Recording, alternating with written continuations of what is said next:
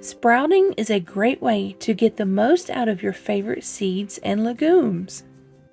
Sprouting activates enzymes and increases the nutrient content of your food, making it more digestible, nutritious, and delicious. Besides sprouting for eating purposes, you can sprout seeds to make it easier for hydroponic and aquaponic setups. I really like sprouting in a canning jar. It's easy. I purchased this plastic grid that is found in the craft section. Most of the time, you find the larger grid at department stores. However, if you go to an actual craft store, you can find the smaller grid, which really helps with smaller seeds.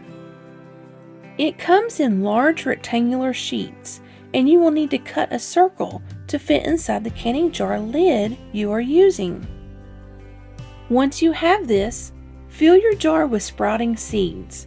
I am using broccoli sprouting seeds.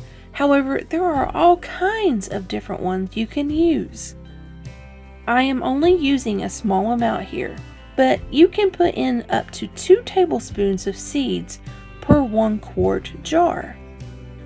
Make sure to fill the jar half full of water. Allow the seeds to soak in the jar for 24 hours. After 24 hours, turn the jar upside down and drain all the water out. Actual sprouting jar holders are made to hold the jar at an angle to let the water drain. However, you can get the same outcome by placing a jar upside down in a bowl. Every 24 hours, fill the jar with water and drain. Put this in a cool area without light. Do this for 3 full days. On the 4th day, fill the jar with water and drain one final time. Place the jar in a partially sunny location at room temperature. Once they sprout, you can use them for eating or place them in growing media for hydroponic or aquaponic growing. The number of days you leave it in a dark area depends on what you are sprouting. Lentils and mung beans are the fastest. Alfalfa, chickpeas, broccoli, and azuki beans need a bit more time to grow. Sprouts are a tasty and nutritious way to add bulk and flavor to your diet. You can eat them as they are or add them as part of a salad or sandwich.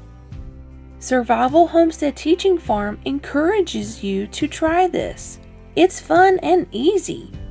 We appreciate you watching this video. Please continue to help us help you by liking, sharing, and subscribing.